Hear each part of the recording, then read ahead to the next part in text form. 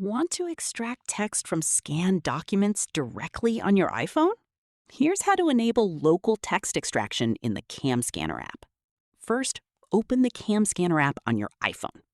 Once you're inside, tap on the Me option at the bottom right corner. Now, scroll down and tap on More Settings. After that, look for the Extract Text or OCR settings option and open it up. Here, you'll see Local Text Extraction.